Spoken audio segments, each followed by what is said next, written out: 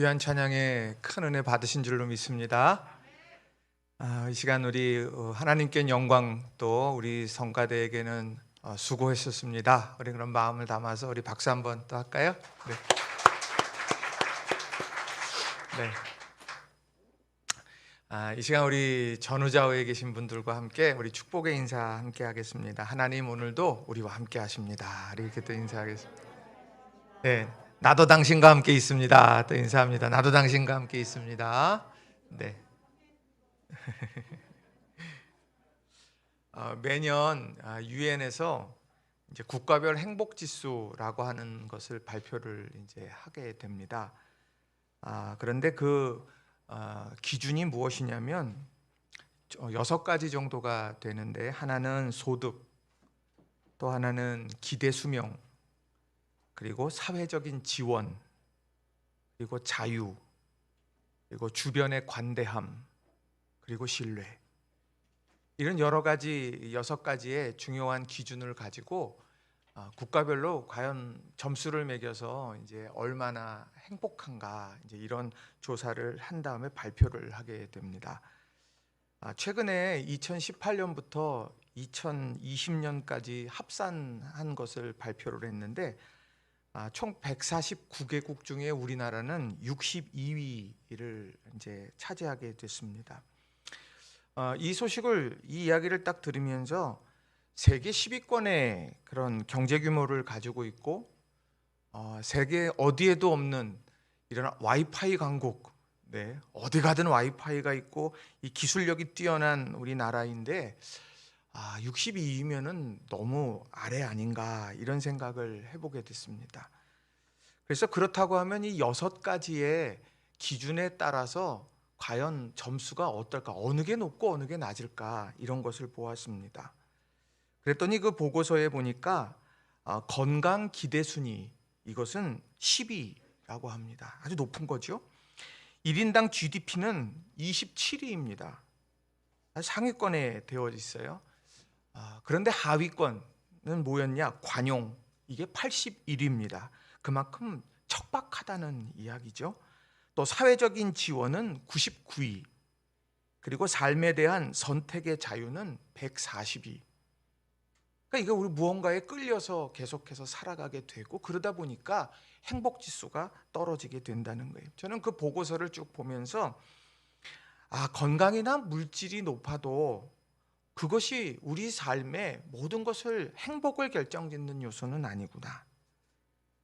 보이지 않지만 서로에 대한 함께하는 공동체 안의 관용이라든지 삶에 대해서 무엇인가를 선택할 수 있는 자유, 또 신뢰의 관계, 이런 것들이 우리의 삶의 행복을 만들어내는 중요한 요소라고 하는 것을 다시 한번 생각해 보게 되었습니다. 여러분은 그렇다고 하면, 여러분은 지금 만약에 점수를 여러분이 매기신다 그러면 여러분은 몇 점이겠습니까? 50점 이상, 50점 이하, 70점 이상, 70점 이하, 뭐 여러 기준점들이 있겠죠. 그런데 우리 삶에 이 행복 지수라고 하는 것, 우리가 이것을 결정짓는 기준들에 대해서 다시 한번 생각하고, 그러한 관용과 신뢰와 우리 자유로운 선택이라 이런 부분들에 대해서 우리가 관심할 필요가 있겠다 하는 생각을 해보게 됩니다. 그런 여러 이야기들을 쭉 이제 이런 행복 지수에 대한 이야기를 기사를 쭉 보고 나면서 오늘 본문 말씀을 이렇게 쭉 보았습니다. 오늘 본문에 나오는 내용, 이 전도자가 고백하는 삶의 모습은 얼마나 행복할까, 이런 생각을 해봤어요. 멀리도 아니고 이 전도서 4장에 나오는 이런 모습을 보면 몇 가지로 정리를 할 수가 있더라고요. 하나는 뭐냐면 억울함 속에서 참아내고 있다. 오늘 이 4장에 나오는 내용은 그렇습니다. 억울해요? 근데 참아내고 있는 거예요. 자, 4장 1절 말씀을 보시게 되면 공동번역 성경으로 제가 좀 읽어드리겠습니다. 하늘 아래서 억울한 일을 당하는 사람들을 다시 살펴보았더니 그 억울한 사람들이 눈물을 흘리는데 위로해주는 사람도 없더구나. 억압하는 자들이 권력을 휘두르는데 감싸주는 사람도 없더구나. 이 전도자가 바로 하늘 아래서 억울한 일을 당하는 사람들을 봤어요. 있으니까 보겠죠. 그런데 그 억울한 사람들의 면면을 보니까 눈물 흘려요. 너무 억울하고 답답해서. 그런데 그 주변이 너무 외로운 거예요. 아무도 없는 거예요. 위로해 주는 사람도 없고 권력의 사슬 아래에서 지금 엄청 고통을 당하고 있는데 아무도 감싸주거나 위로해 주는 사람이 없다는 거예요. 철저히 고립되어져 있다는 거죠. 안타까운 모습이죠. 그래서 얼마나 억울한 상황이냐. 그래서 4장 2절에 보게 되면 무슨 얘기까지 하냐. 지금 코끝에 호흡이 있는 사람보다 이미 죽은 사람이 더 복되다. 이미 죽은 사람이 복되다. 얼마나 힘들면 그러겠어요. 그런데 그 뒤에 3절에 나오는 말씀을 보면 차라리 아직 나지 않은 사람이 더 복되다. 이렇게까지 이야기합니다. 그 고통이 얼마나 힘겨운가 그것을 이야기하는 것이죠. 이런 억울함 속에서 참아내고 있는 모습과 더불어서 또 나타나는 것이 뭐냐면 공허한 삶의 모습이 또 나타납니다. 공허해요. 손에 잡히지 않아요. 바람 같아요. 이제 그런 모습이 나옵니다. 자, 4절에 보면 남보다 더 많은 것을 가지려고 수고와 재주를 다한다고 말합니다. 내가 땀도 흘려요. 내 달란트도 있어요. 그래서 내가 남들보다 더 많은 것을 가지려고 해요. 왜 가지려고 합니까? 행복하려고 하는 거죠. 모두가 다 행복하려고 그렇게 열심을 내면서 살아가는데 어떠냐? 시기를 통해서 관계가 깨지고 있다고 말합니다. 시기가 있어. 그것이 도리어 잘 되자고 한 건데 그것이 도리어 역효과가 나고 있는 거예요. 그래서 그것이 바람 잡는 것처럼 헛된 것이다. 또 5절에 나오는 말씀은 또 반대의 이야기를 합니다. 팔짱을 끼고 놀고 있다가 말라 죽고 있다는 이야기를 합니다. 아무것도 하지 않는 거예요. 왜요? 의미도 못 찾겠고 내가 이것 해서 무엇 하겠느냐? 에이 모르겠다. 그리고 팔짱 끼고 내가 아무것도 하지 않는 거예요. 이런 모습 얼마나 공허합니까? 바람 잡는 것처럼 공허한 모습이 또 오늘 본문에 기록이 됩니다. 행복한 모습이 아니죠. 또 행복을 누리지 못한 채 살아가는 불행한 노고에 대한 이야기도 합니다. 불행한 노고. 한 사람이 있는데 그 사람에게는 아들도 없고 형제도 없고 홀로 살아갑니다. 그러다 보니까 그는 쉬지 않고 일만 했어요. 그래서 결국 부자가 됐는데 부자가 되고 난 다음에 스스로에게 질문하는 거예요. 어찌하여 나는 즐기지도 못하고 살고 있지? 도대체 내가 누구 때문에 이 수고를 하고 있지? 그렇게 하면서 지금까지 열심히 살아온 삶에 대해서 회의적으로 보게 되는 거예요. 그러나 여전히 나는 쉬지 못한 채 여전히 나는 일만을 하고 있다. 그것을 오늘 8절에 보면 불행한 노고다. 이렇게 전도자는 이야기를 하고 있다는 거예요. 열심히 살고 노력했는데 어떤 행복도 누리지 못하는, 만족뿐만 아니라 행복을 누리지 못하는 삶을 이야기하는 겁니다. 억울함 속에서 참아내고 있는 모습이나 공허한 삶의 모습이나 또 행복을 누리지 못한 채 살아가는 이런 불행한 노고라고 하는 것, 이것이 전도자의 시대에만 국한되는 이야기겠느냐. 오늘 우리의 삶을 보게 되면 우리의 삶이 그렇지 않습니까?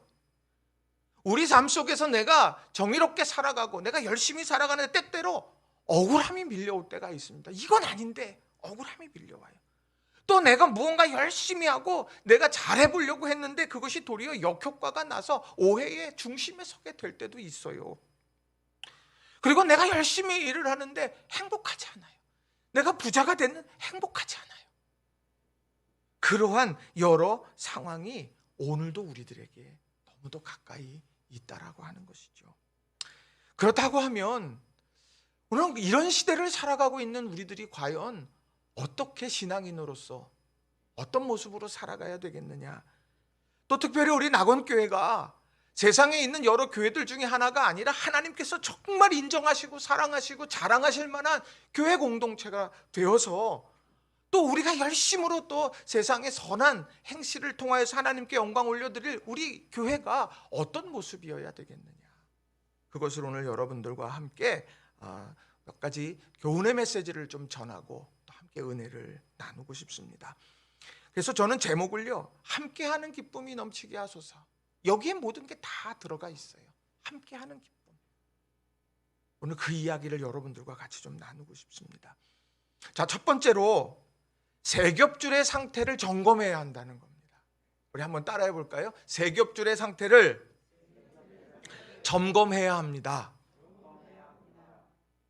이걸 굉장히 중요하게 우린 여겨야 됩니다. 여러분, 베이징 동계올림픽 여러분 재미있게 보셨습니까? 네.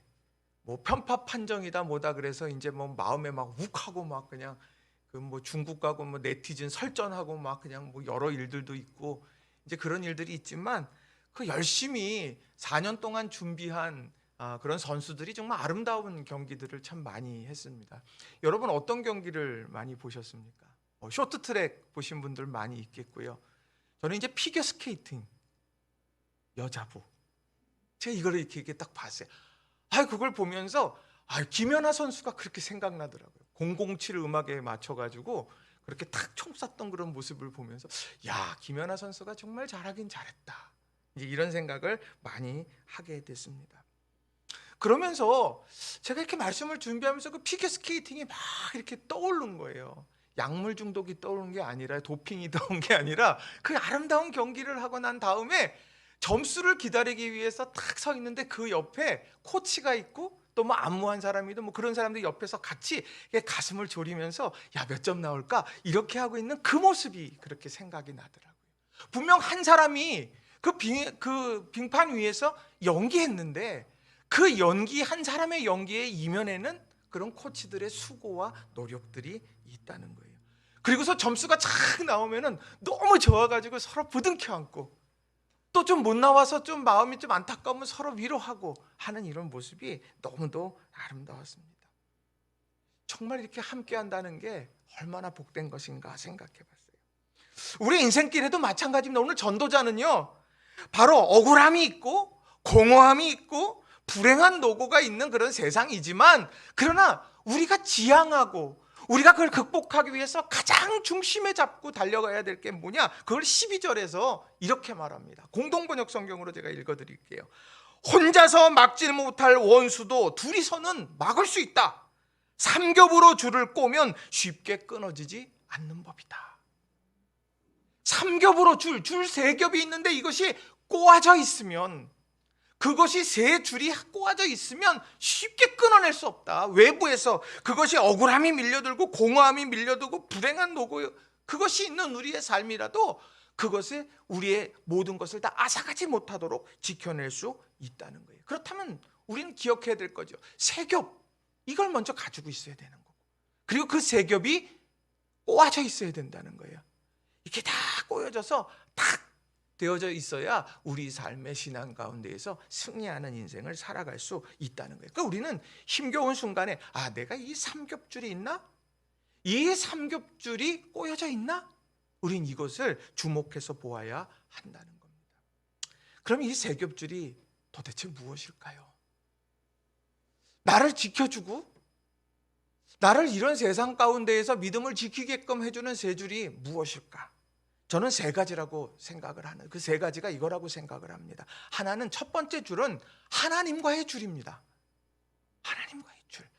천지를 창조하시고 역사를 운행해 가시고 독생자까지도 아낌없이 내어주신 그 하나님, 그 하나님과의 줄이 탄탄하게 있어야 되는 거예요. 그 줄은 어떻습니까? 그건 예배와 기도 가운데에서 교통하고 교제하는 거예요. 하나님 사이에. 그리고 또 하나의 줄은 영적 지도자와의 줄입니다. 왜 그럴까요? 그 영적 지도자와 신방합니다. 상담합니다. 이거는 목사 한 사람에 대한 얘기가 아니에요. 여러분이 신앙에 있어서 여러분이 이런 믿음으로 함께하고 내가 뒤따라가고 하는 이런 이들과의 이런 친밀한 관계, 이게 굉장히 필요하다는 겁니다. 그건 만남을 통해서 이루어지고 또 이야기를 나누면서 삶을 나누는 가운데 깊어지게 된다는 거예요. 그리고 3번째 줄은 뭐냐? 성도와의 줄입니다. 속회와 성교회 모임, 교회 있죠. 이 감리교회는 특히 이 속회, 어느 교회나 이게 다 있죠. 그 속회가 어떻습니까? 잘 모여야 됩니다 이야기합니다. 왜 모이라 그럴까? 성도들이 그 안에서 하나 되고 그 줄을 견고하게 세워가는 겁니다. 이 3가지 줄, 여러분 준비되어 있습니까? 여러분의 줄 상태는 어떻습니까? 끊어지기 일보 직전입니까? 아니면 딱 아주 그냥 탄탄하게 이렇게 되어 있습니까? 아니면 속회 편성된 지도 얼마 안 됐는데 그런 얘기를 하십니까? 이런 생각을 여러분 하십니까? 아니요. 이 세 가지 줄은요, 우리를 딱 붙잡는 거예요. 이 줄을 탄탄히 세우려고 속회 잘 들으셔야 돼요. 성교에 잘 모이셔야 돼요. 여러분 예배 잘 드리셔야 돼요. 기도 멈추지 마세요. 그리고 우리가 삶을 나누면서 카톡으로라도 만나고, 그리고 우리가 그 전화로도 신방하면, 우리가 이런 일들이 우리에게 필요하다는 겁니다. 이 세 줄 중에 우리들이 삶 속에서 여러 상황 속에서 때때로 약해지거나 끊어지는 경우들이 있어요. 언제 끊어집니까? 공동체 안에서 정말 행복하게 신앙생활하다가 어느 날 오해의 중심에 내가 딱 섰어요. 오해의 중심에 내가 딱 서면은요, 그 다음에요, 그 공동체가 더 이상 좋아 보이지 않아요. 속상해요. 그러면서 막 마음속에 불평과 원망이 막 이렇게 나타나게 됩니다. 왜 그럴까? 우리는 교회가 하나님의 나라의 완성체처럼 생각하곤 합니다. 교회가 왜 그래? 교회가 그러면 안 되지. 그런데 가만히 보세요. 교회는요, 하나님 나라를 향해서 함께 성장해 가는 곳이 바로 교회인 거예요. 그 안에는 신앙이 아주 성숙한 사람들도 있어요. 그래서 조약돌처럼 아주 반들반들 그냥 어디 놔도 그냥 사람들하고 부딪힘이 없는 사람들도 있어요. 근데 반대로요, 신앙에 연약함이 있어서, 그래서 그것도 과거의 삶의 상처들 때문에 모난 부분들이 있는 사람들이 있어요. 그럼 그것이 의도하지 않아도 움직이다 보면 그것이 이렇게 긁혀지고, 그러면서 주변에 생채기를 내게 될 때가 있다는 겁니다. 그러나 분명한 것은 그런 여러 과정들 속에서 신앙으로 점점점 다듬어지고 있는 것, 이것이 바로 교회 공동체라는 거예요. 그런데 우리가 갈등, 상처, 시험 들었다 할 때 우리는 그런 과정 속에서 아파, 힘들어, 그러다 보니까 그런 이야기들을 하게 된다는 거예요. 그러다 보면 이 성도와의 줄이 다 끊어져 버렸어요. 난 몰라, 이제 몰라. 나는 그냥 나는 이제 성도의 줄, 나 그거 없어도 돼. 그런데 다른 두 줄이 탄탄하게 서 있을 때 그 한 줄이 흔들려도 굳게 붙잡아질 수가 있어요. 그런데 그 성도의 줄 하나밖에 없어요. 근데 오해의 중심에 서요. 내가 너무 힘들고 어려워요. 그 줄을 내가 끊어냈어요. 그러면 주저앉는 거예요. 그래서 이 세 줄은 우리에게 있어서 너무도 중요하다는 거예요. 그래서 사람에게 상처받으면 하나님의 줄을 붙잡는 거예요. 예배와 기도를 더 붙잡는 거예요. 그리고 목사님 걱정하실까 봐 얘기 안 했는데요, 다 해결된 다음에, 다 아플 대로 아픈 다음에, 그 다음에 그때 그랬어요. 그러지 마시고, 여러분들 목사님이 기도해 주세요. 장로님 이거 기도해 주세요. 속장님 나 이거 기도해 주세요. 그러면서 이런 줄들을 탄탄하게 고정해야 된다라고 하는 겁니다. 또 반대의 경우도 있어요. 삶이 너무 힘들어요. 척박해요. 그러다 보면 어느 순간에 이런 질문을 해요. 하나님, 나 사랑하는 거 맞아요? 내가 하나님 섬기면서 지난 날이 30년입니다, 하나님. 내가 주님과 함께 걸어가고 열심히 달려온 게 40년이에요, 하나님. 어머니 뱃속에서부터 나는 여기까지 왔는데, 하나님, 이러실 수 있습니까? 그런 생각이 마음속에 밀려들 때가 있다는 거예요. 그 밀려들게 될 때 하나님의 줄이, 예배도 싫어지고 기도도 쉬고 하나님과의 줄이 흔들리고 막 끊어질 듯해요. 그때 붙잡아주는 게 뭐냐? 목회자와의 줄, 영적 지도자와의 줄, 성도 안의 줄이에요. 여러분이 나는 예배가, 하나님 난 예배 드리기 싫어요. 저한테 누군가 상담을 막 해요. 그러면 예를 들면 우리 신희정 집사님이 저한테 갑자기 와서, 목사님 나 진짜 하나님에 대해 실망이에요. 나 그래서 이제 예배나 드리기 싫어요. 그럼 제가 이따가 잘했어. 예배 드리지 마요. 예배 드리지 마. 기도하지 마요. 그럴까요? 아니요. 그렇게 안 해요. 붙잡아야 되는 줄인데. 근데 삶이 힘들면 나도 모르게 그렇게 흔들리게 될 때 있어요. 그때 목회자의 줄 잡아요. 그러면 안 돼요. 힘을 내야지. 그럼 속장님한테 나 이거 힘들어요. 속장님이 내가 있잖아. 힘내자. 다 그럴 때가 있어. 지금 성장통이야. 힘내자. 하나님 함께 하셔. 그렇게 붙잡아 줄 때 일어설 수 있게 되더라는 거예요. 이런 세 가지 줄은요, 반드시 필요해요. 또 혹여 목사에 대해서 실망했어요. 영적 지도자에 대해서 실망했어요. 실망했어요. 막 목소리도 듣기도 싫어. 막 왜 이렇게 설교 노래? 막 그냥 그러면서 막 싫은 가지고 들어요. 그럴 때 조용히 그 장로님 권사님이 손 탁 잡으면서 견디어. 힘내. 하나님 붙들고서 자. 바로 그렇게 될 때 위기가 있지만 위기 속에서 우리는 든든히 설 수 있는 거예요. 여러분, 우리 이걸 잘 보셔야 돼요. 여러분, 이 세 줄 어떻습니까?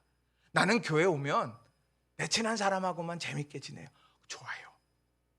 근데 여러분, 그 줄들, 하나님과의 줄, 그 다음에 이런 지도자들과의 줄, 그리고 여러분 성도의 이 세 줄을 균형 잡히게 여러분들이 탄탄하게 세워가는 여러분 모두가 다 되시기를 주님의 이름으로 간절히 축원합니다. 그래서 점검해야 돼요. 땡겨봐야 되고, 탄탄한가? 내 마음의 상태도 보고. 그래서 이 세 겹줄을 여러분들께서 잘 붙들고 설 수 있는 저와 여러분이 다 되시기 바랍니다. 그렇다면 이 세 줄이 꼬아지는 건 뭐겠어요?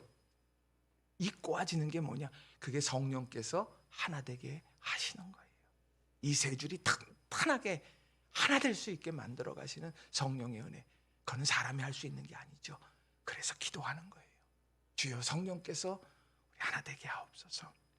여러분, 이런 세 겹줄을 여러분들께서 다 균형 잡힌 세 겹줄을 가지시고, 그리고 그것이 성령 안에서 하나로 딱 꼬여지고, 그래서 척박한 삶의 상황, 여러 환경이 있다 할지라도 우리가 능히 이겨내는 우리 사랑하는 성도님들이 다 되시기를 주님의 이름으로 간절히 축원합니다.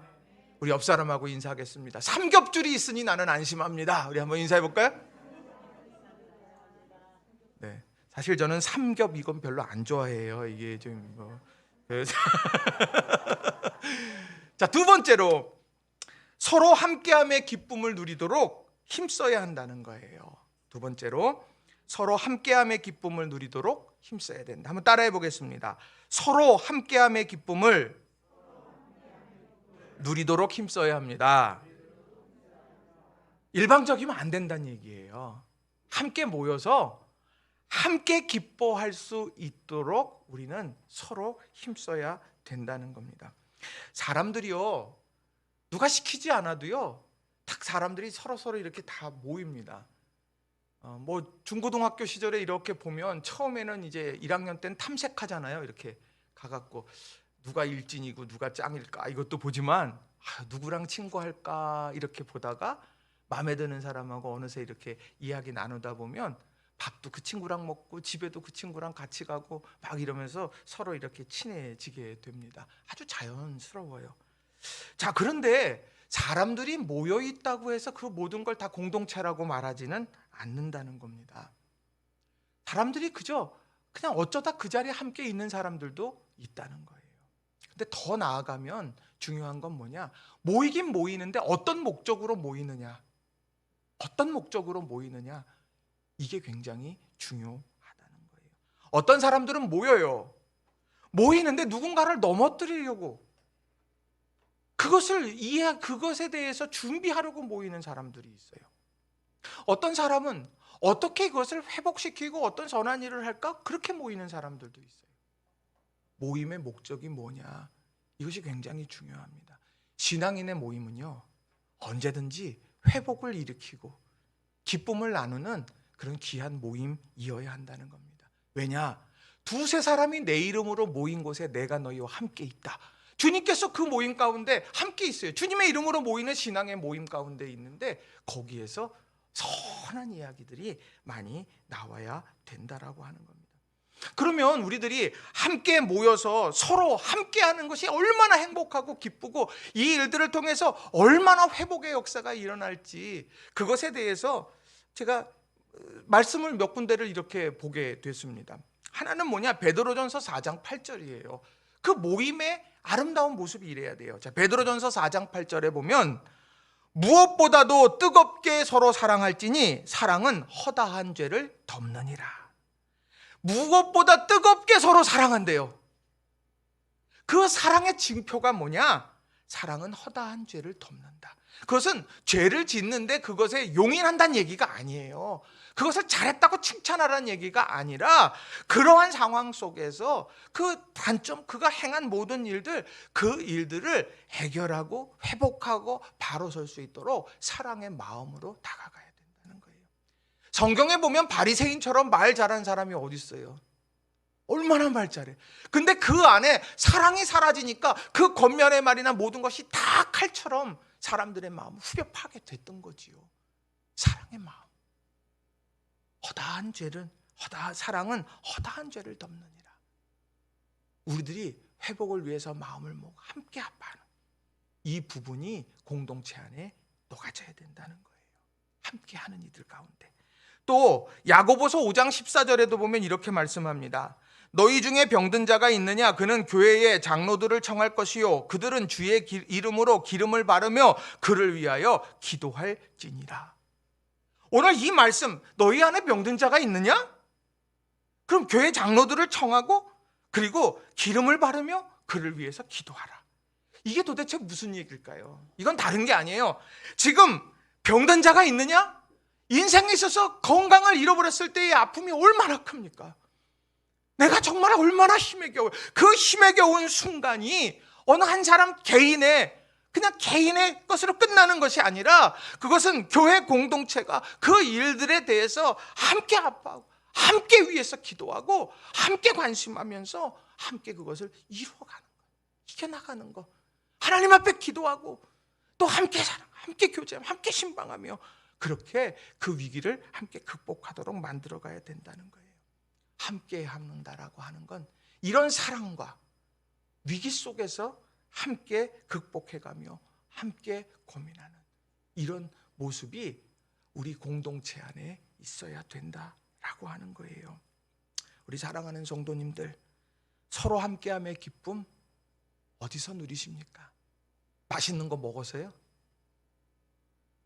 또 여러 가지 일들 같이 나누면서 여러 가지 생각들, 정치 이슈, 무슨 부동산 이슈, 무슨 이슈 이런 거 나누면서 행복한 그 모임이 의미 있게 다가오시나요? 아니요. 교회의 공동체의 모든 모임은 바로 이런 함께 기쁨을 누리고 사랑하며 그리고 회복하는 그런 모임이 되어야 합니다. 그래서 우리들은 항상 이 초점을 잃어버려서는 안 된다는 거예요.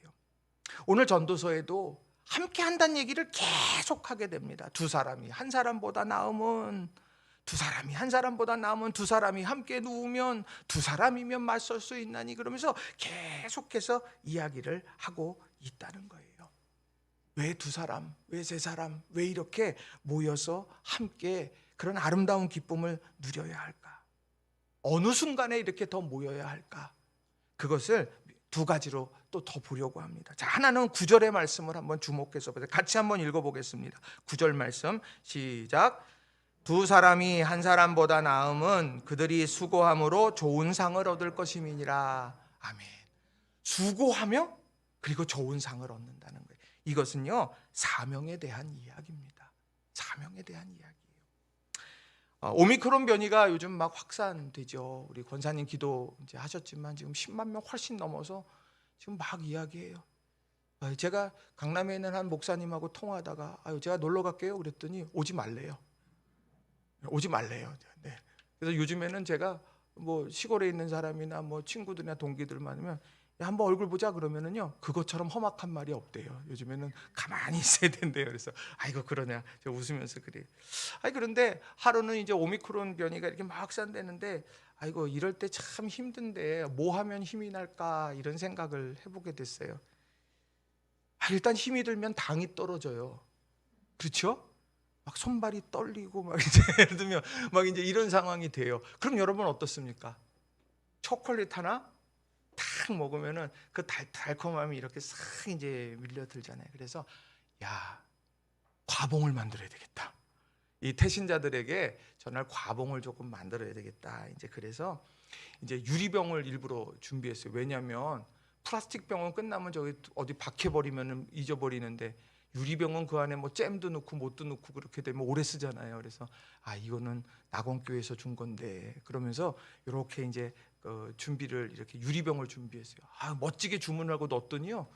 왔는데 너무 작아가지고 반품시키고 몇 차례 이걸 뭐 왔다 갔다 하면서 그 유리병을 이렇게 쭉 샀습니다. 그리고는 또 위에다가 도안을 했습니다. 제가 도안을 또 얼마나 디자인 이쁘게 했겠어요, 그죠?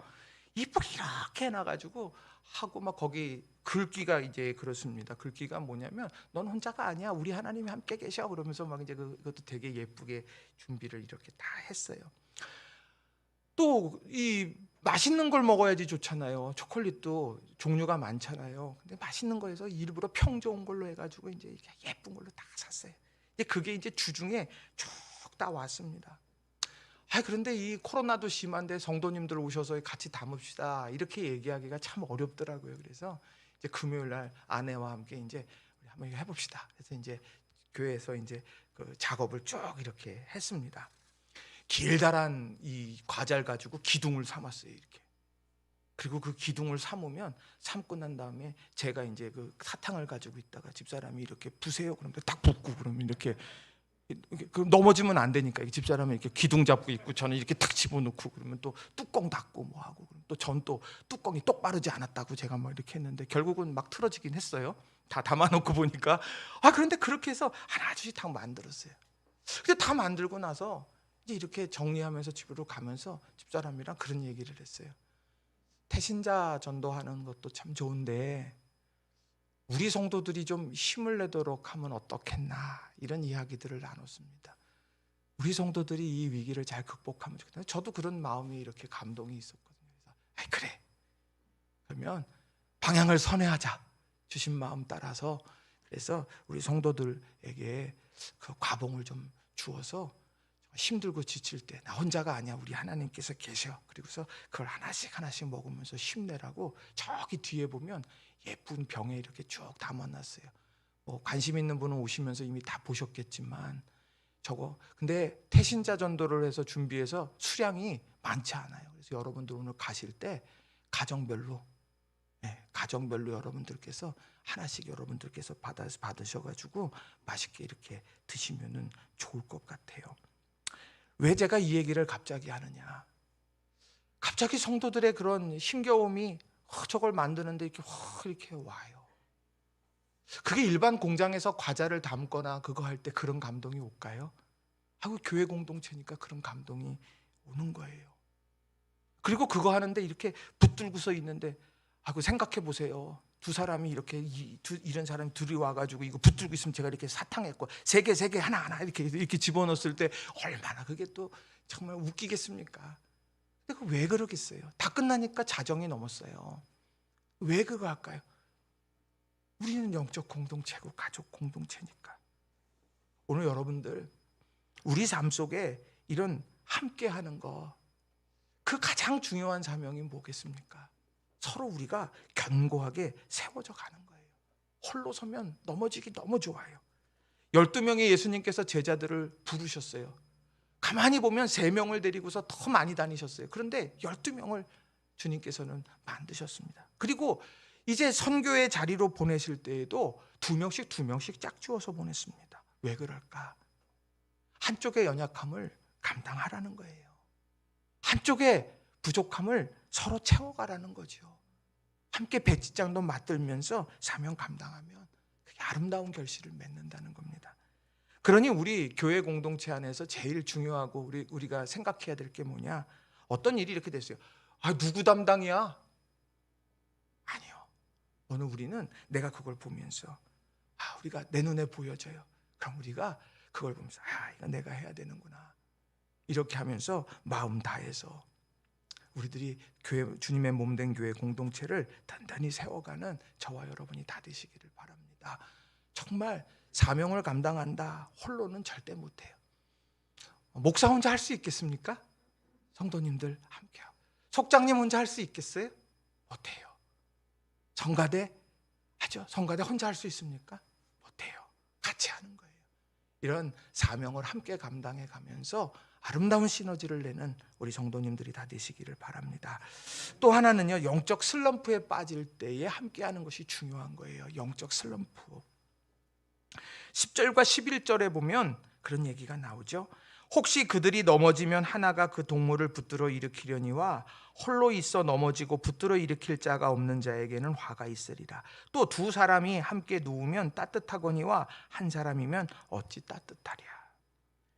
신앙생활하고 또 열정적인 일들을 해나가다 보면 깊은 슬럼프에 빠지는 순간이 있어요. 영혼의 깊은 밤을 맞이할 때가 있습니다. 그런데 그 깊은 슬럼프가 언제 빠지느냐? 가만히 보면 언제냐? 기대가 컸을 때에 슬럼프도 깊게 될 때가 있습니다. 사람에게 대해서 실망할 때도 그렇고요. 환경적인 상실감도 그런 상황에 놓여지게 될 때가 있다는 겁니다. 근데 그 슬럼프는요, 극복하라고 있는 거예요. 그리고 그런 것을 극복하다 보면서 내 영적으로 강건해지게 된다는 겁니다. 복음서를 읽어가다 보면 참 멋진 사람들이 등장하죠.